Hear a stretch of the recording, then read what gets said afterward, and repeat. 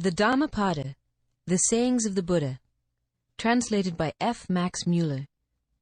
Chapter 1, The Twin Verses. All that we are is the result of what we have thought. It is founded on our thoughts. It is made up of our thoughts. If a man speaks or acts with an evil thought, pain follows him, as the wheel follows the foot of the ox that draws the carriage. All that we are is the result of what we have thought. It is founded on our thoughts. It is made up of our thoughts. If a man speaks or acts with a pure thought, happiness follows him, like a shadow that never leaves him. He abused me. He beat me. He defeated me. He robbed me. In those who harbor such thoughts, hatred will never cease. He abused me. He beat me. He defeated me. He robbed me. In those who do not harbor such thoughts, hatred will cease. For hatred does not cease by hatred at any time. Hatred ceases by love. This is an old rule. The world does not know that we must all come to an end here, but those who know it, their quarrels cease at once. He who lives looking for pleasures only, his senses uncontrolled, immoderate in his food, idle and weak, Mara, the tempter, will certainly overthrow him, as the wind throws down a weak tree. He who lives without looking for pleasures, his senses well controlled, moderate in his food, faithful and strong, him Mara will certainly not overthrow, any more than the wind throws down a rocky mountain. He who wishes to put on the yellow dress, without having cleansed himself from sin, who disregards temperance and truth, is unworthy of the yellow dress. But he who has cleansed himself from sin, is well grounded in all virtues, and regards also temperance and truth, he is indeed worthy of the yellow dress. They who imagine truth in untruth, and see untruth in truth, never arrive at truth, but follow vain desires. They who know truth in truth, and untruth in untruth, arrive at truth, and follow true desires. As rain breaks through an ill-thatched house, passion will break through an unreflecting mind. As rain does not break through a well-thatched house, passion will not break through a well-reflecting mind. The evil-doer mourns in this world, and he mourns in the next. He mourns in both. He mourns and suffers when he sees the evil of his own work. The virtuous man delights in this world, and he delights in the next. He delights in both. He delights and rejoices when he sees the purity of his own work. The evildoer suffers in this world, and he suffers in the next. He suffers in both. He suffers when he thinks of the evil he has done. He suffers more when going on the evil path. The virtuous man is happy in this world, and he is happy in the next. He is happy in both. He is happy when he thinks of the good he has done. He is still more happy when going on the good path.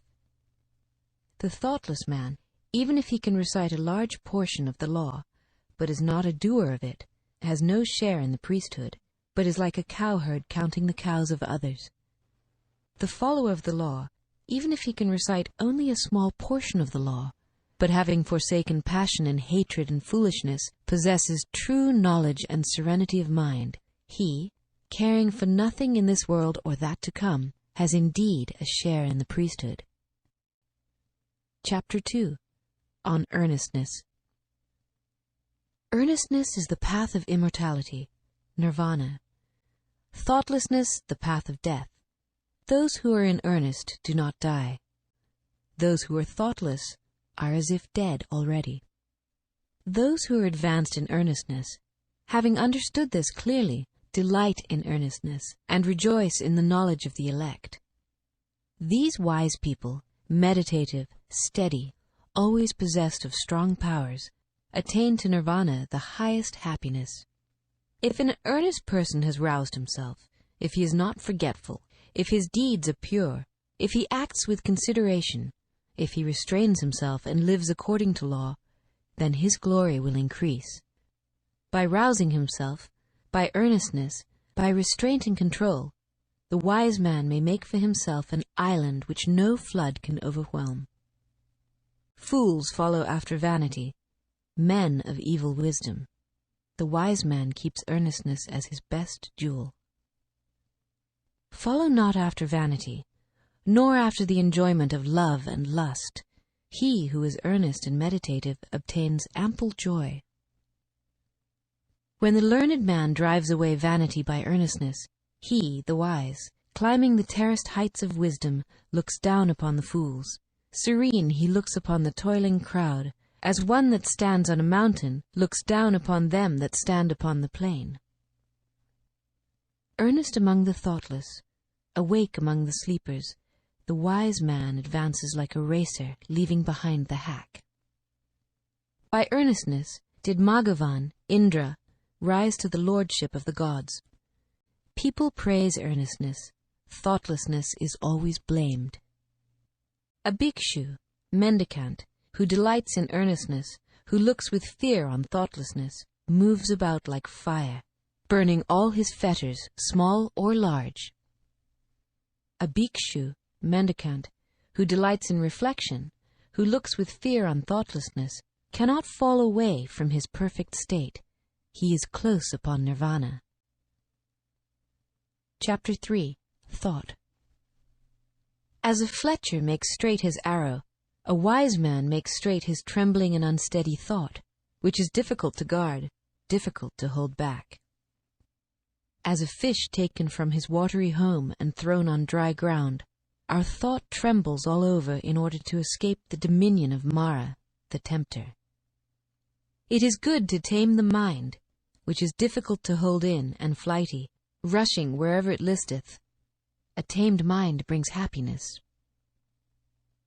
Let the wise man guard his thoughts, for they are difficult to perceive, very artful, and they rush wherever they list. Thoughts well guarded bring happiness. Those who bridle their mind which travels far, moves about alone, is without a body, and hides in the chamber of the heart, will be free from the bonds of Mara the tempter. If a man's thoughts are unsteady, if he does not know the true law, if his peace of mind is troubled, his knowledge will never be perfect. If a man's thoughts are not dissipated, if his mind is not perplexed, if he has ceased to think of good or evil, then there is no fear for him while he is watchful. Knowing that this body is fragile like a jar, and making this thought firm like a fortress, one should attack Mara, the tempter, with a weapon of knowledge. One should watch him when conquered, and should never rest. Before long, alas, this body will lie on the earth, despised without understanding, like a useless log. Whatever a hater may do to a hater, or an enemy to an enemy, a wrongly directed mind will do us greater mischief. Not a mother, not a father will do so much, nor any other relative. A well-directed mind will do us greater service. Chapter 4. Flowers. Who shall overcome this earth, and the world of Yama, the lord of the departed, and the world of the gods? Who shall find the plainly shown path of virtue, as a clever man finds out the right flower? The disciple will overcome the earth, the world of Yama, and the world of the gods. The disciple will find out the plainly shown path of virtue, as a clever man finds out the right flower.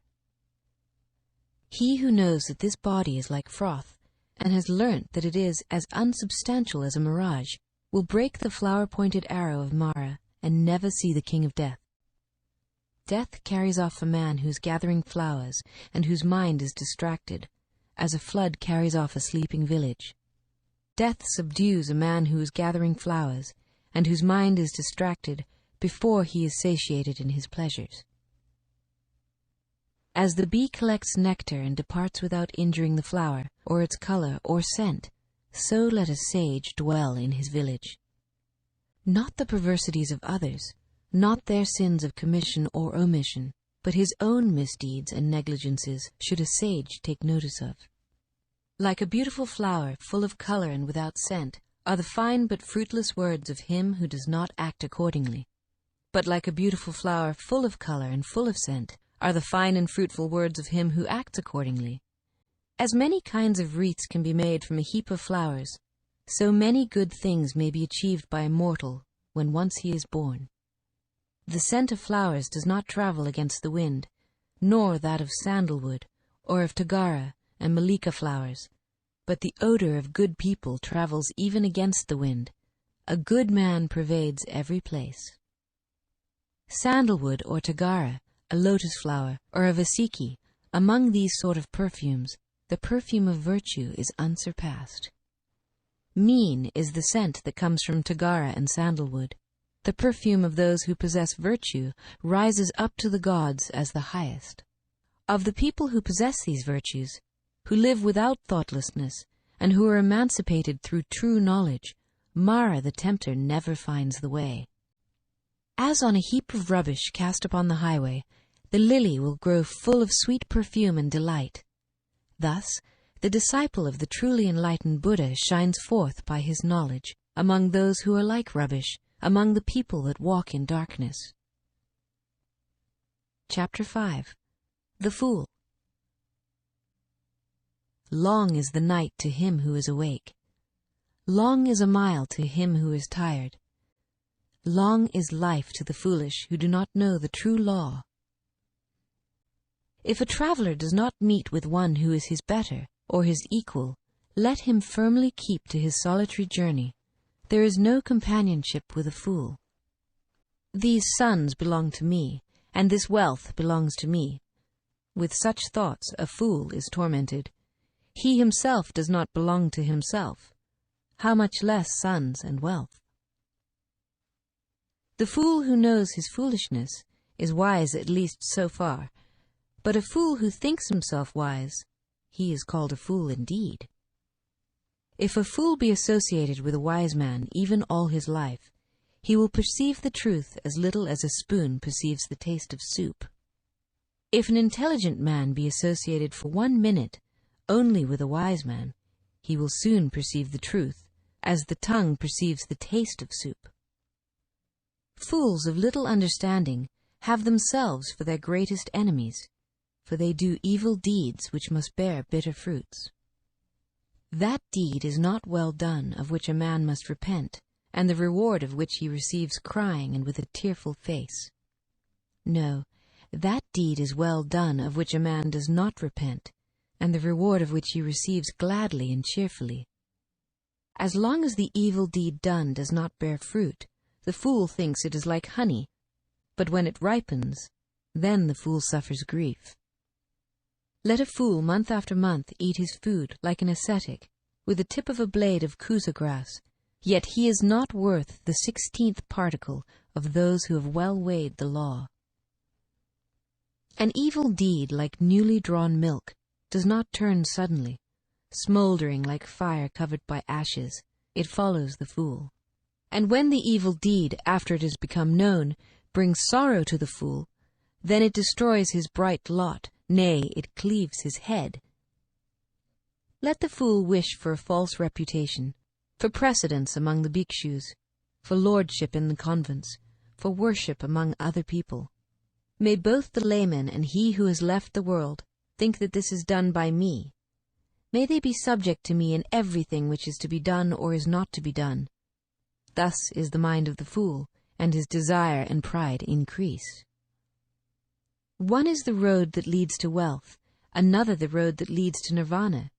If the bhikshu, the disciple of Buddha, has learnt this, he will not yearn for honor, he will strive after separation from the world. Chapter 6. The Wise Man, Pandita. If you see an intelligent man who tells you where true treasures are to be found, who shows what is to be avoided, and administers reproofs, follow that wise man. It will be better, not worse, for those who follow him.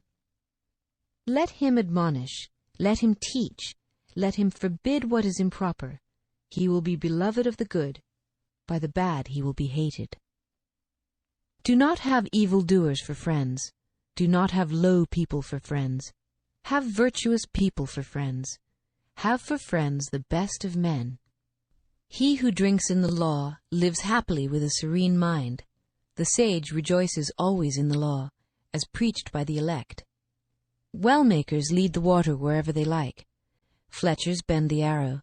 Carpenters bend a log of wood. Wise people fashion themselves. As a solid rock is not shaken by the wind, wise people falter not amidst blame and praise.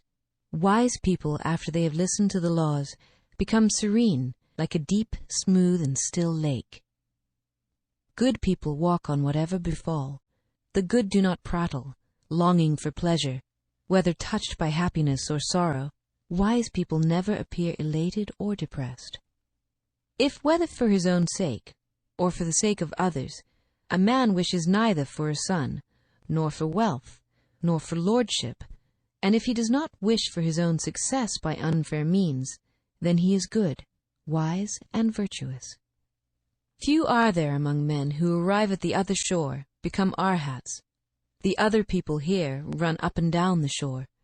But those who, when the law has been well preached to them, follow the law, will pass across the dominion of death, however difficult to overcome. A wise man should leave the dark state of ordinary life, and follow the bright state of the bhikshu. After going from his home to a homeless state, he should in his retirement look for enjoyment where there seemed to be no enjoyment.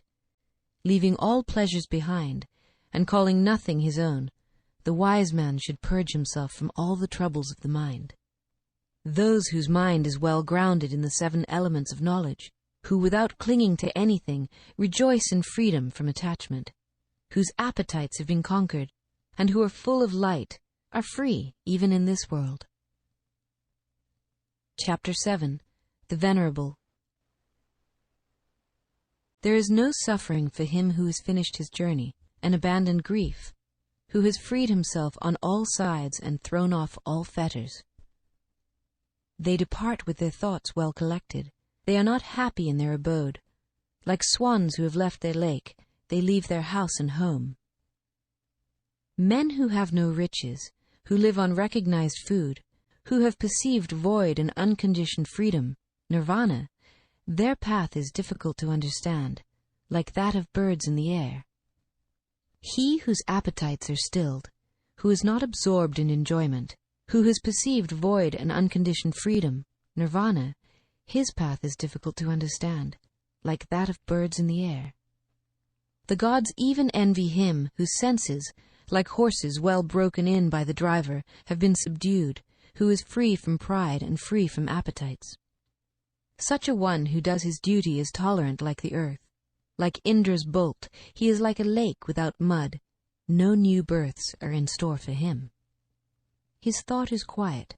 Quiet are his word and deed, when he has obtained freedom by true knowledge, when he has thus become a quiet man. The man who is free from credulity, but knows the uncreated, who has cut all ties, removed all temptations, renounced all desires, he is the greatest of men.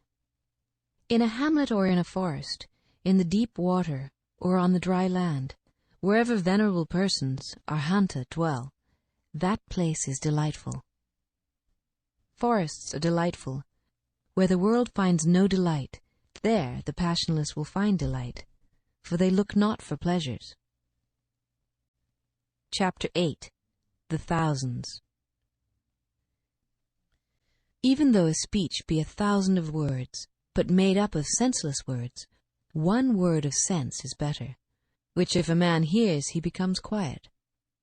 Even though a gatha, poem, be 1,000 of words, but made up of senseless words, one word of a gatha is better, which if a man hears he becomes quiet.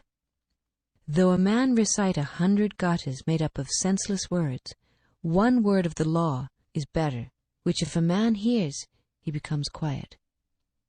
If one man conquer in battle 1,000 times 1,000 men, and if another conquer himself, he is the greatest of conquerors.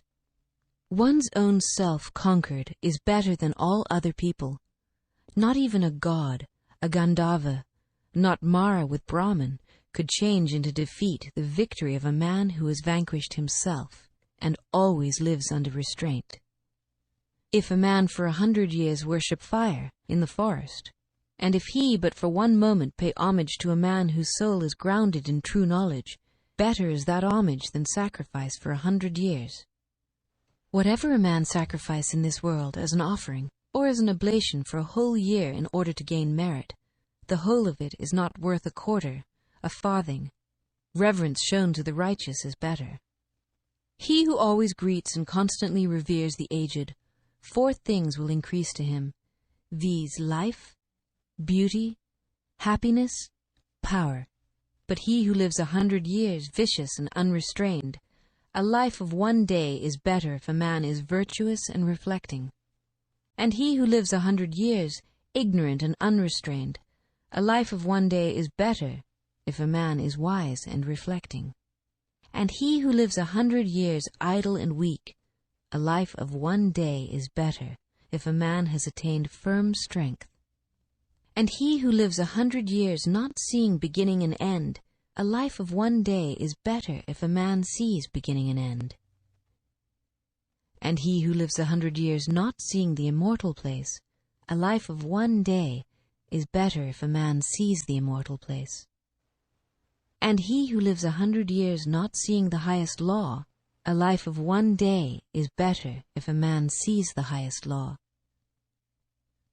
Chapter 9. Evil. If a man should hasten towards the good, he should keep his thoughts away from evil.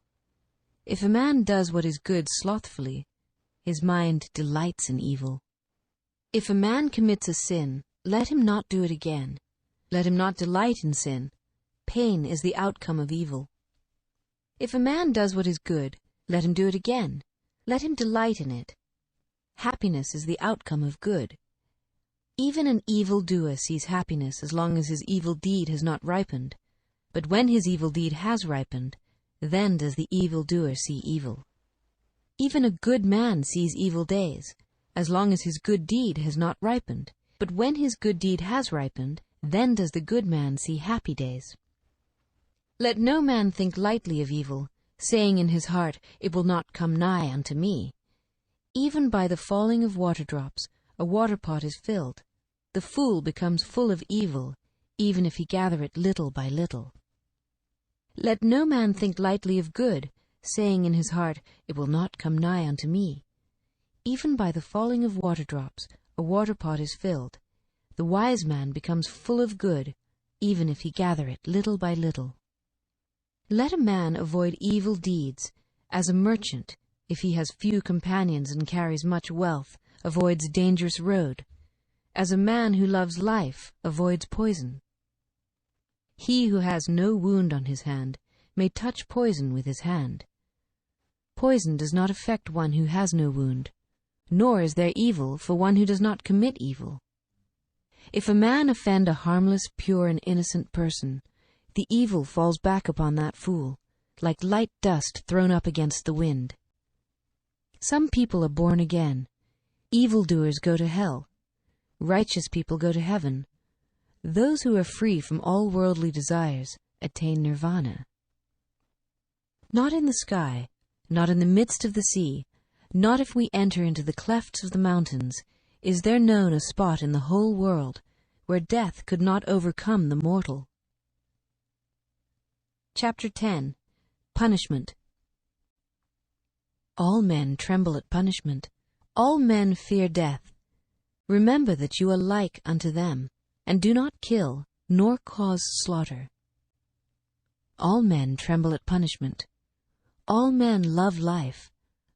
Remember that thou art unto them, and do not kill, nor cause slaughter. He, who seeking his own happiness, punishes or kills beings who also long for happiness, will not find happiness after death. He who seeking his own happiness does not punish or kill beings who also long for happiness, will find happiness after death. Do not speak harshly to anybody. Those who are spoken to will answer thee in the same way. Angry speech is painful. Blows for blows will touch thee. If like a shattered metal plate, gong, thou utter not, then thou hast reached nirvana. Contention is not known to thee. As a cowherd with his staff drives his cows into the stable, so do age and death drive the life of men. A fool does not know when he commits his evil deeds, but the wicked man burns by his own deeds, as if burnt by fire. He who inflicts pain on innocent and harmless persons will soon come to one of these 10 states. He will have cruel suffering, loss, injury of the body, heavy affliction or loss of mind, or a misfortune coming from the king, or a fearful accusation, or loss of relations, or destruction of treasures, or lightning fire will burn his houses, and when his body is destroyed, the fool will go to hell. Not nakedness, not plaited hair, not dirt, not fasting or lying on the earth, not rubbing with dust, not sitting motionless, can purify a mortal who has not overcome desires. He who, though dressed in fine apparel, exercises tranquility, is quiet, subdued, restrained, chaste, and has ceased to find fault with all other beings, he indeed is a Brahmana, an ascetic, Sramana, a friar, bhikshu. Is there in this world any man so restrained by humility that he does not mind reproof, as a well-trained horse the whip? Like a well-trained horse when touched by the whip, be ye active and lively, and by faith, by virtue, by energy, by meditation, by discernment of the law, you will overcome this great pain of reproof, perfect in knowledge and in behavior, and never forgetful. Well-makers lead the water wherever they like. Fletchers bend the arrow. Carpenters bend a log of wood. Good people fashion themselves. Chapter 11. Old Age. How is their laughter? How is their joy, as this world is always burning? Why do you not seek a light, ye who are surrounded by darkness? Look at this dressed-up lump covered with wounds, joined together, sickly, full of many thoughts, which has no strength, no hold. This body is wasted, full of sickness and frail. This heap of corruption breaks to pieces. Life indeed ends in death. Those white bones, like gourds thrown away in the autumn, what pleasure is there in looking at them? After a stronghold has been made of the bones, it is covered with flesh and blood, and there dwell in it old age and death, pride and deceit. The brilliant chariots of kings are destroyed. The body also approaches destruction, but the virtue of good people never approaches destruction. Thus do the good say to the good. A man who has learnt little grows old like an ox. His flesh grows, but his knowledge does not grow. Looking for the maker of this tabernacle, I shall have to run through a course of many births, so long as I do not find him, and painful is birth again and again. But now, maker of the tabernacle, thou hast been seen. Thou shalt not make up this tabernacle again. All thy rafters are broken, thy ridgepole is sundered. The mind, approaching the eternal, has attained to the extinction of all desires. Men who have not observed proper discipline, and have not gained treasure in their youth, perish like old herons in a lake without fish. Men who have not observed proper discipline, and have not gained treasure in their youth, lie like broken boughs sighing after the past. Chapter 12. Self. If a man holds himself dear, let him watch himself carefully. During one at least out of 3 watches, a wise man should be watchful. Let each man direct himself first to what is proper, then let him teach others. Thus a wise man will not suffer. If a man make himself as he teaches others to be, then, being himself well subdued, he may subdue others. One's own self is indeed difficult to subdue. Self is the lord of self. Who else could be the lord? With self well subdued, a man finds a lord such as few can find. The evil done by oneself, self-begotten, self-bred, crushes the foolish, as a diamond breaks a precious stone. He whose wickedness is very great, brings himself down to that state where his enemy wishes him to be, as a creeper does with the tree which it surrounds. Bad deeds, and deeds hurtful to ourselves, are easy to do. What is beneficial and good, that is difficult to do. The foolish man who scorns the rule of the venerable, of the elect, of the virtuous, and follows false doctrine, he bears fruit to his own destruction, like the fruits of the Kataka reed. By oneself the evil is done. By oneself one suffers. By oneself evil is left undone. By oneself one is purified. Purity and impurity belong to oneself.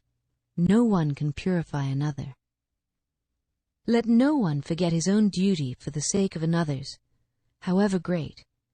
Let a man, after he has discerned his own duty, be always attentive to his duty. The world. Do not follow the evil law. Do not live on in thoughtlessness. Do not follow false doctrine. Be not a friend of the world. Rouse thyself. Do not be idle. Follow the law of virtue. The virtuous rests in bliss in this world and in the next. Follow the law of virtue. Do not follow that of sin. The virtuous rests in bliss in this world and in the next. Look upon the world as a bubble. Look upon it as a mirage. The king of death does not see him who thus looks down upon the world. Come, look at this glittering world like unto a royal chariot. The foolish are immersed in it, but the wise do not touch it. He who formerly was reckless and afterwards became sober brightens up this world, like the moon when freed from clouds. He whose evil deeds are covered by good deeds brightens up this world, like the moon when freed from clouds. This world is dark. Few only can see here. A few only go to heaven, like birds escaped from the net. The swans go on the path of the sun. They go through the ether by means of their miraculous power. The wise are led out of this world, when they have conquered Mara and his train. If a man has transgressed one law, and speaks lies, and scoffs at another world, there is no evil he will not do. The uncharitable do not go to the world of the gods. Fools only do not praise liberality. A wise man rejoices in liberality, and through it becomes blessed in the other world. Better than sovereignty over the earth, better than going to heaven, better than lordship over all worlds, is the reward of the first step in holiness. Chapter 14. The Buddha. The Awakened. He whose conquest is not conquered again, into whose conquest no one in this world enters, by what track can you lead him, the awakened, the omniscient, the trackless? He whom no desire with its snares and poisons can lead astray, by what track can you lead him, the awakened, the omniscient, the trackless? Even the gods envy those who are awakened and not forgetful, who are given to meditation, who are wise, and who delight in the repose of retirement from the world. Difficult to obtain is the conception of men, difficult is the life of mortals, difficult is the hearing of the true law, difficult is the birth of the awakened, the attainment of Buddhahood. Not to commit any sin, to do good, and to purify one's mind, that is the teaching of all the awakened. The awakened call patience the highest penance, long-suffering the highest nirvana, for he is not an anchorite who strikes others, he is not an ascetic who insults others. Not to blame, not to strike, to live restrained under the law, to be moderate in eating, to sleep and sit alone, and to dwell on the highest thoughts. This is the teaching of the awakened. There is no satisfying lusts, even by a shower of gold pieces. He who knows that lusts have a short taste and cause pain, he is wise. Even in heavenly pleasures he finds no satisfaction. The disciple who is fully awakened delights only in the destruction of all desires. Men, driven by fear, go to many a refuge, to mountains and forests, to groves and sacred trees. But that is not a safe refuge. That is not the best refuge. A man is not delivered from all pains after having gone to that refuge. He who takes refuge with Buddha, the law, and the church, he who with clear understanding sees the four holy truths, viz., pain, the origin of pain, the destruction of pain, and the eightfold holy way that leads to the quieting of pain. That is the safe refuge. That is the best refuge. Having gone to that refuge, a man is delivered from all pain. A supernatural person, a Buddha, is not easily found. He is not born everywhere. Wherever such a sage is born, that race prospers. Happy is the arising of the awakened. Happy is the teaching of the true law. Happy is peace in the church. Happy is the devotion of those who are at peace. He who pays homage to those who deserve homage, whether the awakened or their disciples, those who have overcome the host of evils and crossed the flood of sorrow, he who pays homage to such as have found deliverance and know no fear, his merit can never be measured by anybody. Chapter 15. Happiness. Let us live happily then, free from ailments among the ailing. Among men who are ailing, let us dwell free from ailments. Let us live happily then, free from greed among the greedy. Among men who are greedy, let us dwell free from greed. Let us live happily then, though we call nothing our own. We shall be like the bright gods feeding on happiness. Victory breeds hatred, for the conquered is unhappy.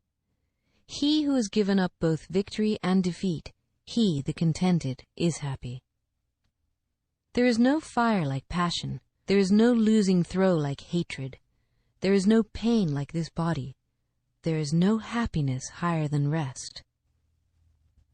Hunger is the worst of diseases, the body the greatest of pains. If one knows this truly, that is nirvana, the highest happiness. Health is the greatest of gifts, contentedness the best riches, trust is the best of relationships, nirvana the highest happiness. He who has tasted the sweetness of solitude and tranquility is free from fear and free from sin, while he tastes the sweetness of drinking in the law. The sight of the elect is good. To live with them is always happiness. If a man does not see fools, he will be truly happy. He who walks in the company of fools suffers a long way. Company with fools, as with an enemy, is always painful. Company with the wise is pleasure, like meeting with kinsfolk. Therefore one ought to follow the wise, the intelligent, the learned, the much enduring, the dutiful, the elect. One ought to follow a good and wise man, as the moon follows the path of the stars. Chapter 16. Pleasure.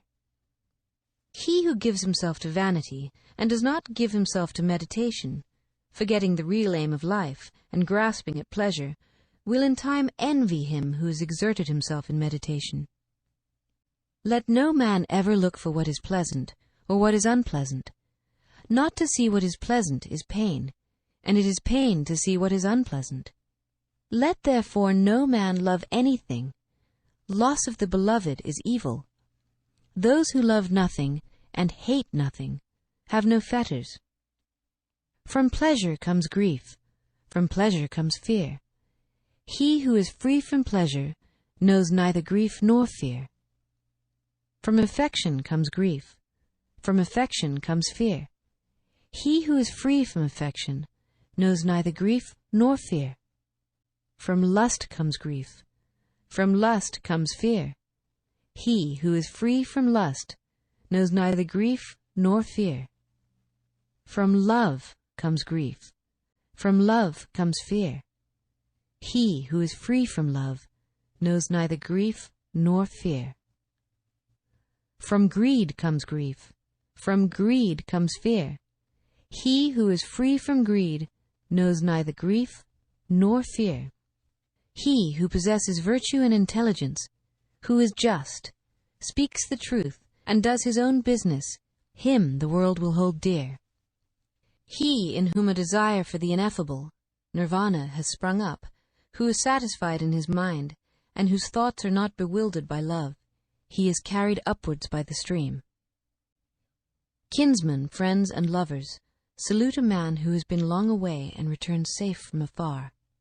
In like manner, his good works receive him who has done good, and has gone from this world to the other, as kinsmen receive a friend on his return.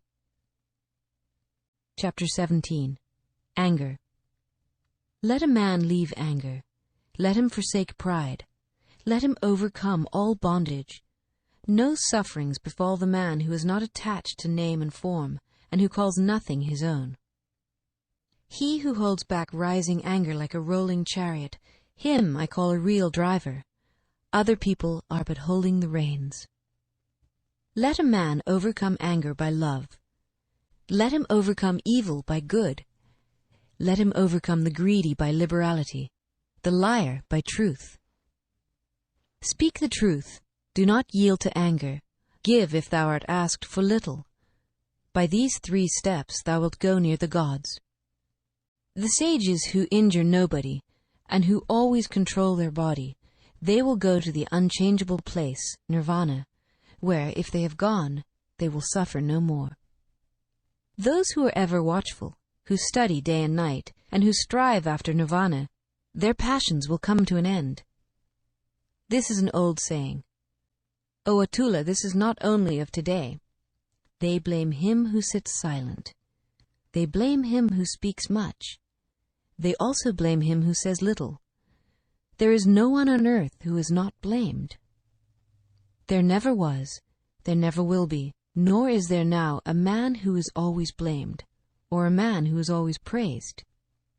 But he whom those who discriminate praise continually day after day, as without blemish, wise, rich in knowledge and virtue, who would dare to blame him, like a coin made of gold from the Gambu river? Even the gods praise him. He is praised even by Brahman. Beware of bodily anger and control thy body. Leave the sins of the body, and with thy body practice virtue. Beware of the anger of the tongue, and control thy tongue. Leave the sins of the tongue, and practice virtue with thy tongue. Beware of the anger of the mind, and control thy mind. Leave the sins of the mind, and practice virtue with thy mind. The wise who control their body, who control their tongue, the wise who control their mind, are indeed well controlled. Chapter 18. Impurity. Thou art now like a sere leaf. The messengers of death, Yama, have come near to thee. Thou standest at the door of thy departure, and thou hast no provision for thy journey. Make thyself an island, work hard, be wise. When thy impurities are blown away, and thou art free from guilt, thou wilt enter into the heavenly world of the elect. Thy life has come to an end. Thou art come near to death. There is no resting place for thee on the road, and thou hast no provision for thy journey. Make thyself an island, work hard, be wise.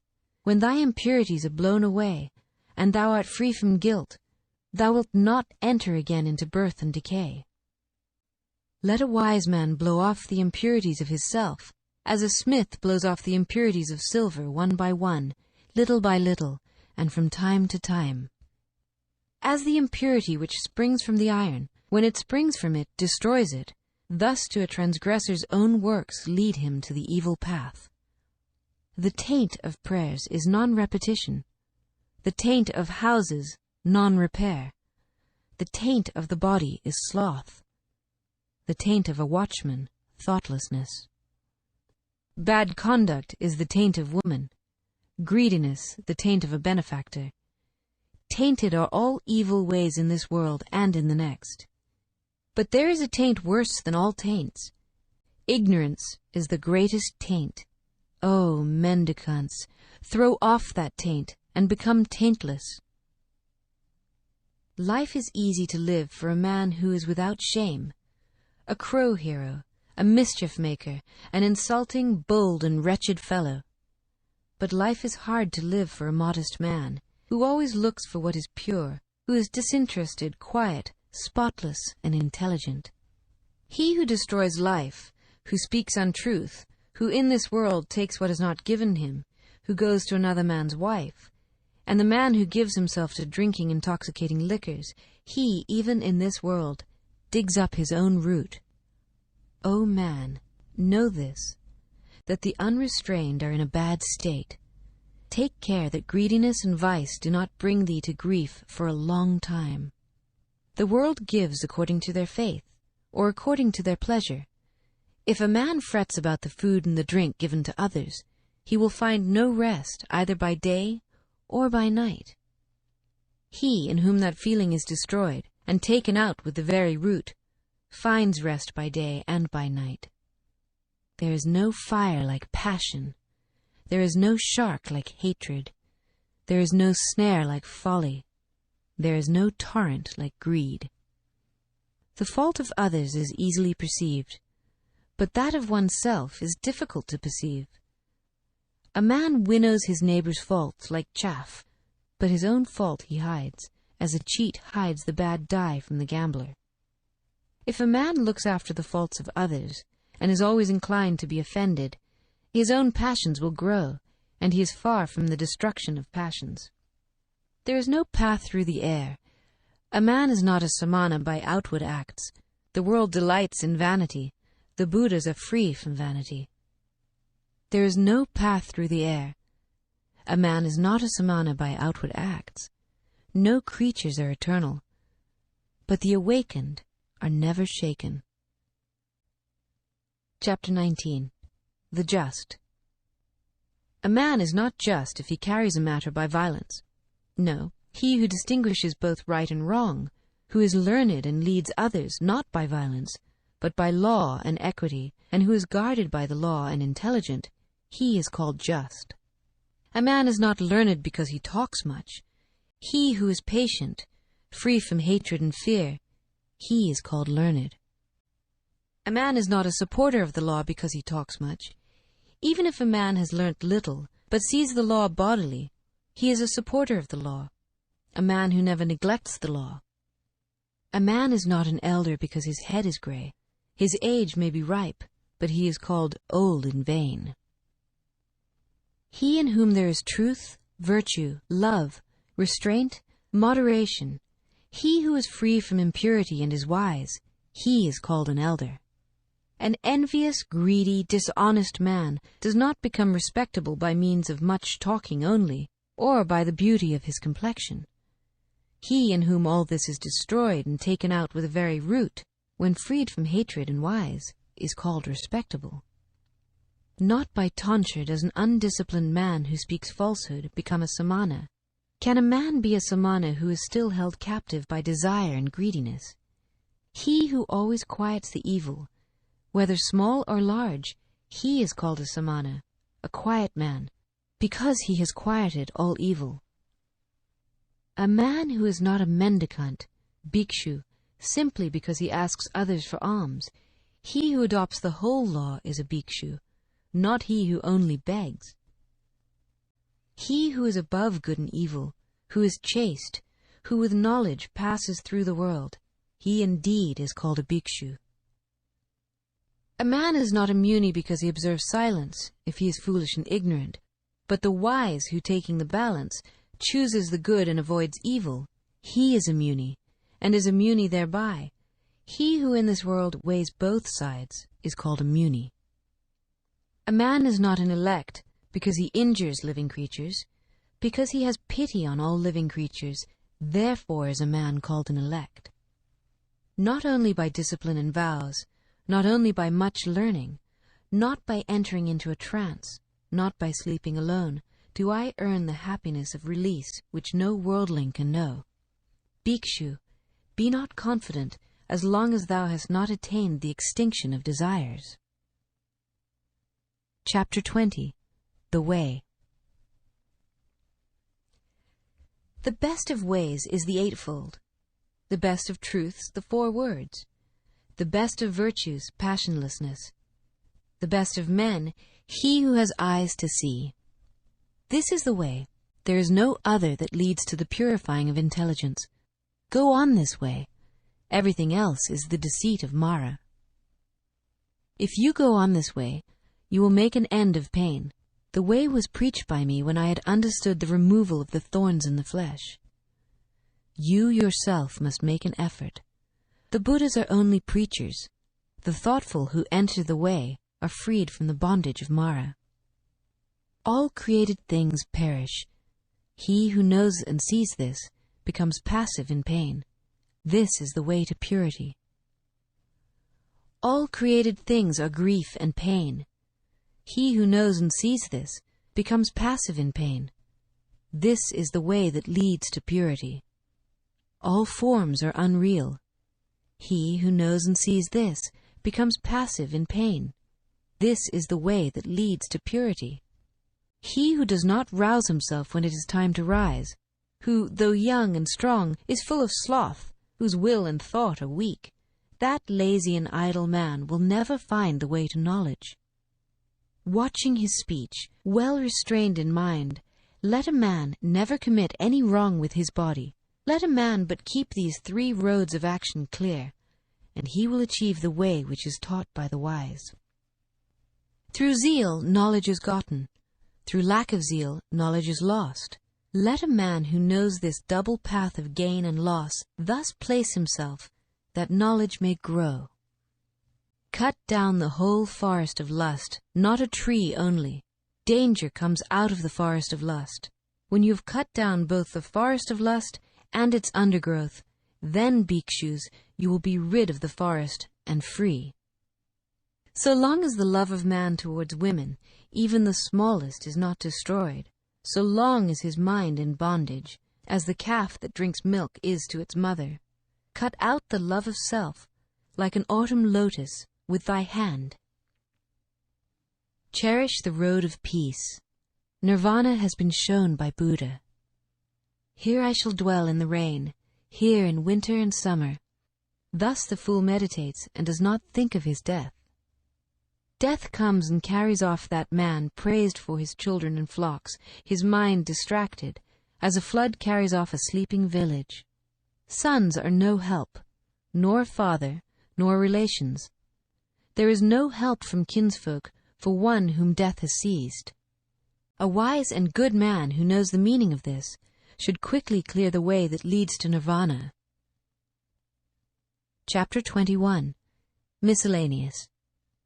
If by leaving a small pleasure one sees a great pleasure, let a wise man leave the small pleasure and look to the great. He who by causing pain to others wishes to obtain pleasure for himself, he, entangled in the bonds of hatred, will never be free from hatred.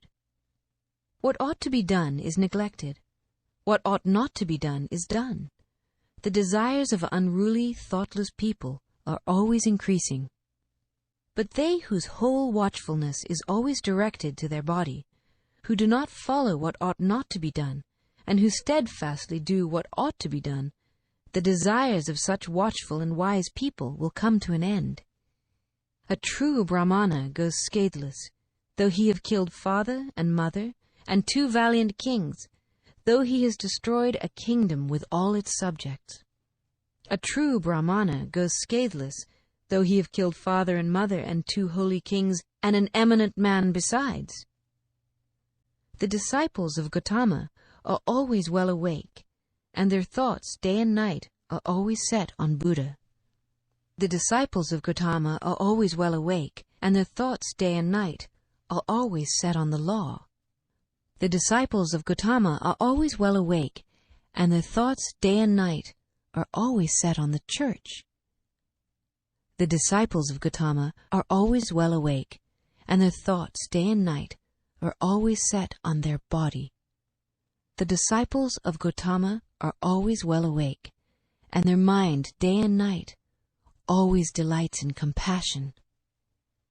The disciples of Gautama are always well awake, and their mind day and night always delights in meditation. It is hard to leave the world to become a friar. it is hard to enjoy the world. Hard is a monastery. Painful are the houses. Painful it is to dwell with equals, to share everything in common, and the itinerant mendicant is beset with pain. Therefore, let no man be an itinerant mendicant, and he will not be beset with pain. Whatever place a faithful, virtuous, celebrated, and wealthy man chooses, there he is respected.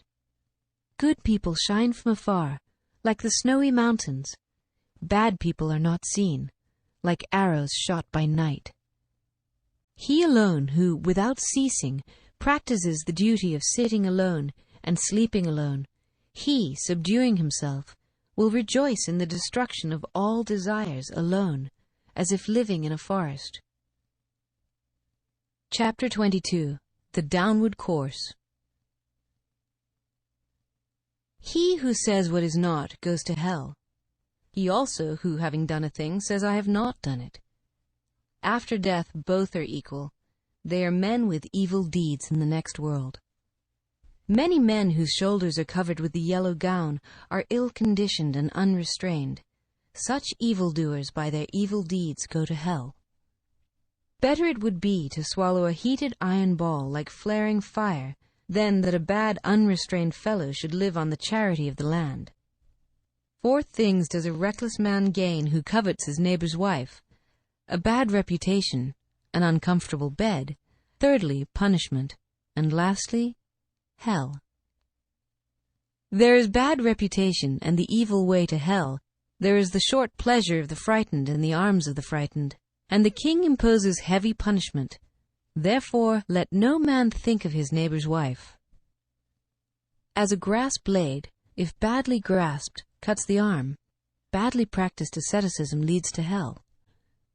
An act carelessly performed, a broken vow, and hesitating obedience to discipline, all this brings no great reward. If anything is to be done, let a man do it. Let him attack it vigorously. A careless pilgrim only scatters the dust of his passions more widely. An evil deed is better left undone, for a man repents of it afterwards. A good deed is better done, for having done it, one does not repent. Like a well-guarded frontier fort, with defenses within and without, so let a man guard himself.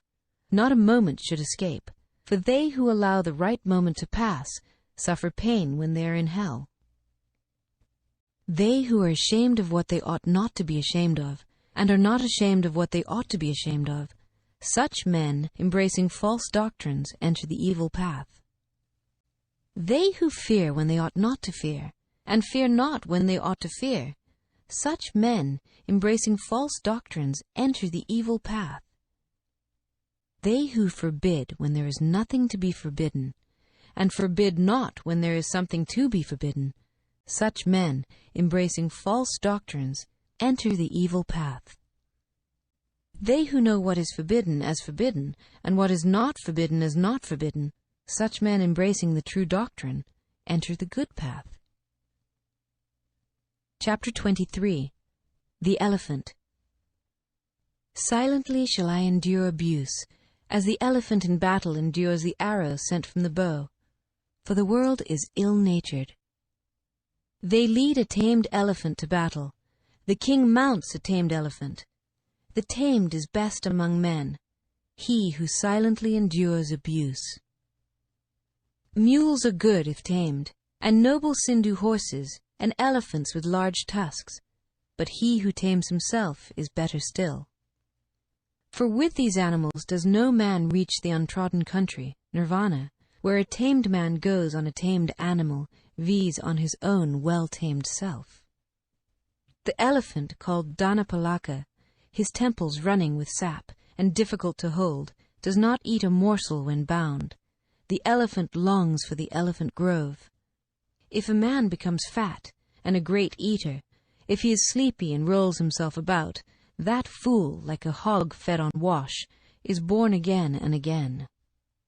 This mind of mine went formerly wandering about as it liked, as it listed, as it pleased, but I shall now hold it in thoroughly, as the rider who holds the hook holds in the furious elephant.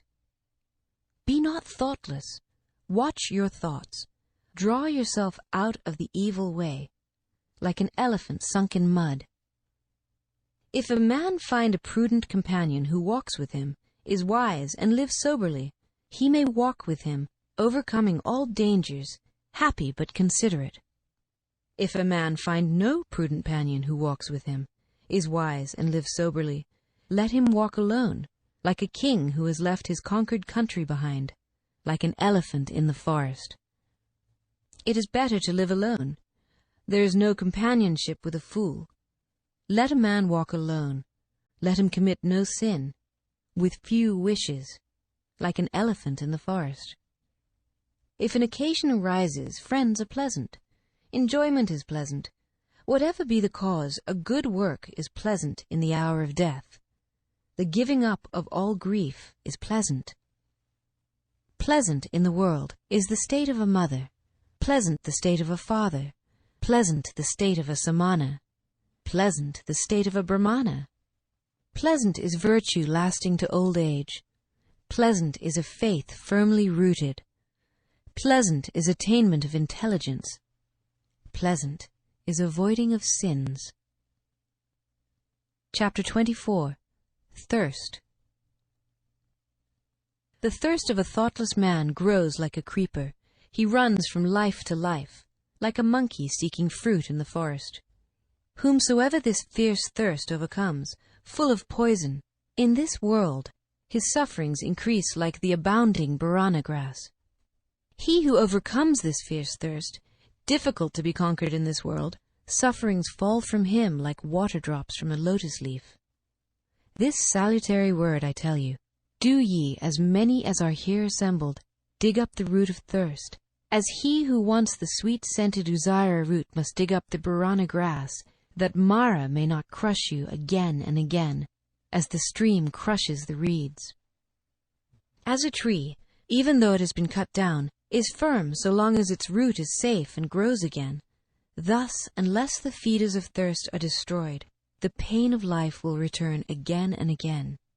He whose thirst running towards pleasure is exceeding strong in the 36 channels, the waves will carry away that misguided man, viz. His desires which are set on passion. The channels run everywhere. The creeper of passion stands sprouting. If you see the creeper springing up, cut its root by means of knowledge. A creature's pleasures are extravagant and luxurious. Sunk in lust and looking for pleasure, men undergo again and again birth and decay. Men, driven on by thirst, run about like a snared hare. Held in fetters and bonds, they undergo pain for a long time, again and again. Men, driven on by thirst, run about like a snared hare. Let therefore the mendicant drive out thirst by striving after passionlessness for himself. He who, having got rid of the forest of lust, after having reached nirvana, gives himself over to forest life, to lust, and who, when removed from the forest, runs to the forest, look at that man. Though free, he runs into bondage. Wise people do not call that a strong fetter which is made of iron, wood, or hemp.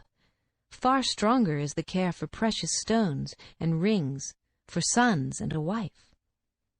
That fetter wise people call strong, which drags down, yields, but is difficult to undo. After having cut this at last, people leave the world, free from cares, and leaving desires and pleasures behind. Those who are slaves to passions run down with the stream of desires, as a spider runs down the web, which he has made himself.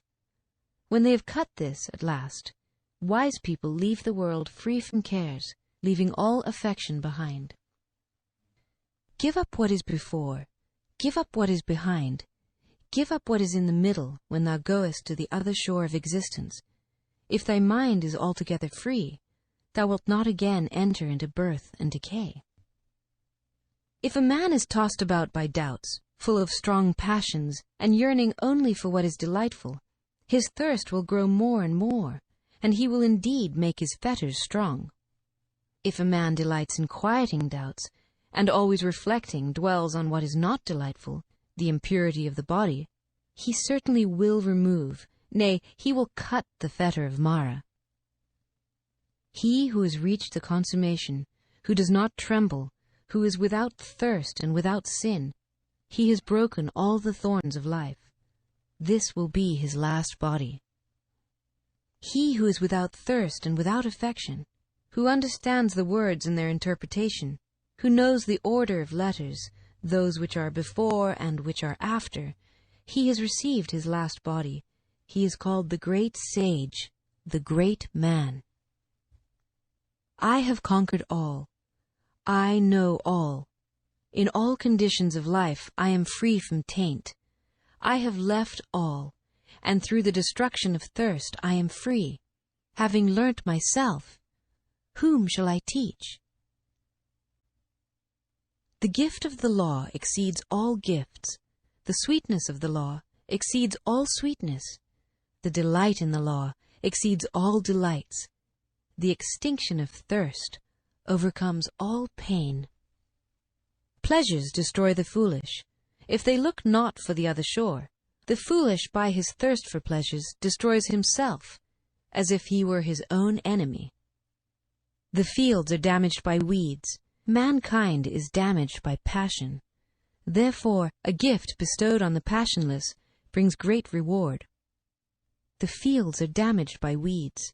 Mankind is damaged by hatred. Therefore, a gift bestowed on those who do not hate brings great reward. The fields are damaged by weeds. Mankind is damaged by vanity. Therefore, a gift bestowed on those who are free from vanity brings great reward. The fields are damaged by weeds. Mankind is damaged by lust. Therefore, a gift bestowed on those who are free from lust brings great reward. Chapter 25. The Bhikshu, Mendicant. Restraint in the eye is good. Good is restraint in the ear. In the nose restraint is good. Good is restraint in the tongue. In the body restraint is good. Good is restraint in speech. In thought restraint is good. Good is restraint in all things. A bhikshu, restrained in all things, is freed from all pain. He who controls his hand, he who controls his feet, he who controls his speech, he who is well controlled, he who delights inwardly, who is collected, who is solitary and content, him they call bhikshu. The bhikshu who controls his mouth, who speaks wisely and calmly, who teaches the meaning and the law, his word is sweet. He who dwells in the law, delights in the law, meditates on the law, follows the law, that bhikshu will never fall away from the true law. Let him not despise what he has received, nor ever envy others. A mendicant who envies others does not obtain peace of mind. A bhikshu who, though he receives little, does not despise what he has received. Even the gods will praise him if his life is pure, and if he is not slothful.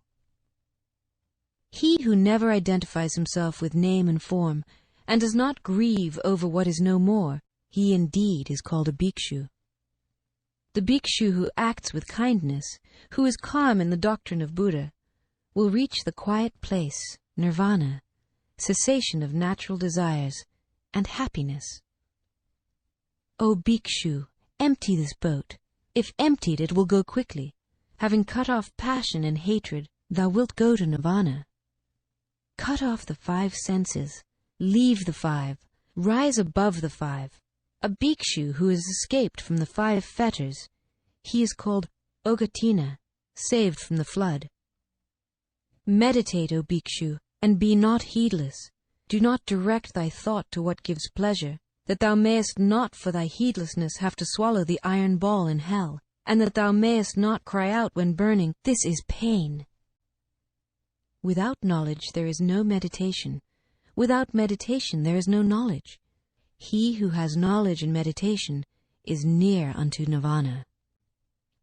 A bhikshu who has entered his empty house, and whose mind is tranquil, feels a more than human delight when he sees the law clearly. As soon as he has considered the origin and destruction of the elements of the body, he finds happiness and joy, which belong to those who know the immortal, nirvana. And this is the beginning here for a wise bhikshu: watchfulness over the senses, contentedness, restraint under the law, keeping noble friends whose life is pure, and who are not slothful. Let him live in charity. Let him be perfect in his duties. Then, in the fullness of delight, he will make an end of suffering. As the Vasika plant sheds its withered flowers, men should shed passion and hatred, O ye bhikshus! The bhikshu whose body and tongue and mind are quieted, who is collected, and has rejected the baits of the world, he is called quiet. Rouse thyself by thyself. Examine thyself by thyself. Thus self-protected and attentive wilt thou live happily, O bhikshu. For self is the lord of self. Self is the refuge of self. Therefore curb thyself as the merchant curbs a good horse. The bhikshu, full of delight, who is calm in the doctrine of the Buddha, will reach the quiet place, nirvana, cessation of natural desires and happiness. He who even as a young bhikshu applies himself to the doctrine of Buddha brightens up this world like the moon when free from clouds. Chapter 26. The Brahmana. Stop the stream valiantly. Drive away the desires, O Brahmana. When you have understood the destruction of all that was made, you will understand that which was not made. If the Brahmana has reached the other shore in both laws, in restraint and contemplation, all bonds vanish from him who has obtained knowledge. He for whom there is neither this nor that shore, nor both, him, the fearless and unshackled, I call indeed Brahmana. He who is thoughtful, blameless, settled, dutiful, without passions, and who has attained the highest end, him I call indeed a Brahmana. The sun is bright by day, the moon shines by night, the warrior is bright in his armor, the Brahmana is bright in his meditation, but Buddha, the awakened, is bright with splendor day and night. Because a man is rid of evil, therefore he is called Brahmana. Because he walks quietly, therefore he is called Samana. Because he has sent away his own impurities, therefore he is called a pilgrim. No one should attack a Brahmana, but no Brahmana, if attacked, should let himself fly at his aggressor. Woe to him who strikes a Brahmana! More woe to him who flies at his aggressor. It advantages a Brahmana not a little if he holds his mind back from the pleasures of life. When all wish to injure has vanished, pain will cease. Him I call indeed a Brahmana who does not offend by body, word, or thought, and is controlled on these 3 points. After a man has once understood the law as taught by the well-awakened Buddha, let him worship it carefully, as the Brahmana worships the sacrificial fire. A man does not become a Brahmana by his plaited hair, by his family, or by birth. In whom there is truth and righteousness, he is blessed. He is a Brahmana. What is the use of plaited hair, O fool? What of the raiment of goatskins? Within thee there is ravening, but the outside thou makest clean.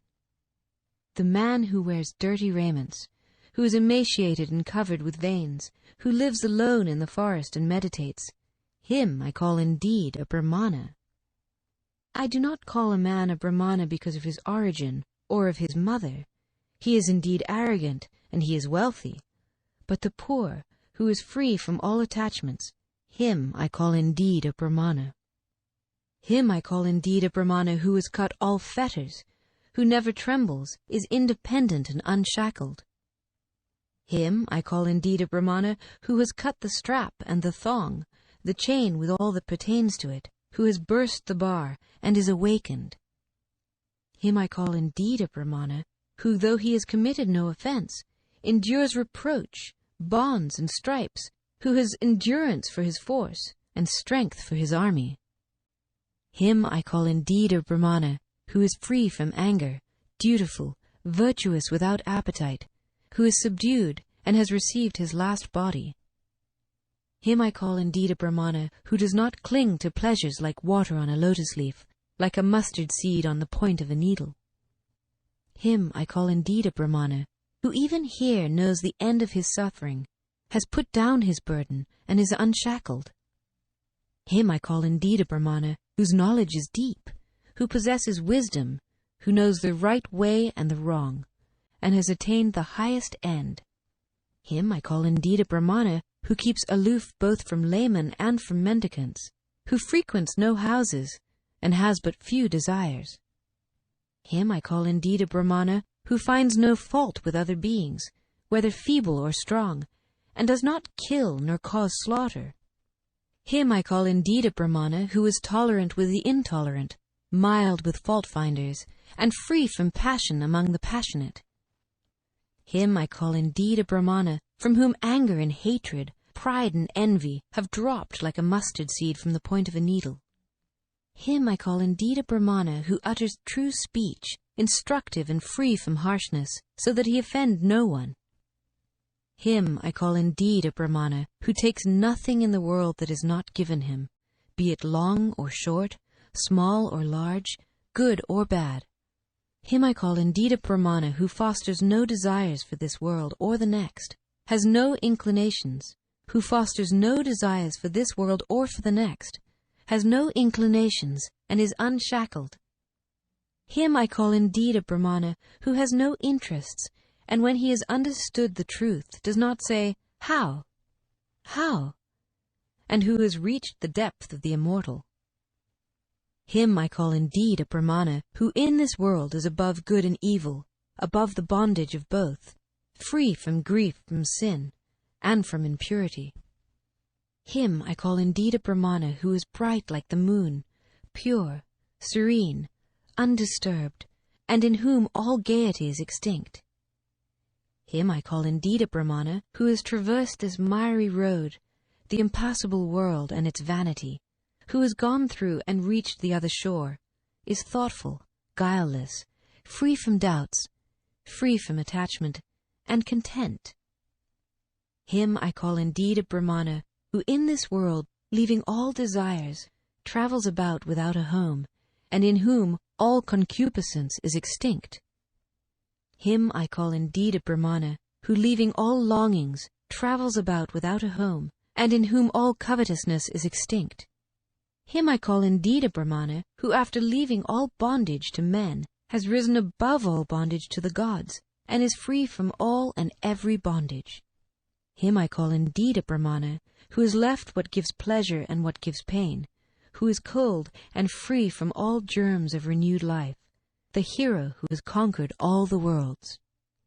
Him I call indeed a Brahmana, who knows the destruction and the return of beings everywhere, who is free from bondage, welfaring, and awakened. Him I call indeed a Brahmana, whose path the gods do not know, nor spirits, Gandharvas, nor men, whose passions are extinct, and who is a venerable. Him I call indeed a Brahmana, who calls nothing his own, whether it be before, behind, or between, who is poor and free from the love of the world. Him I call indeed a Brahmana, the manly, the noble, the hero, the great sage, the conqueror, the impassible, the accomplished, the awakened. Him I call indeed a Brahmana, who knows his former abodes, who sees heaven and hell, has reached the end of births, is perfect in knowledge, a sage, and whose perfections are all perfect.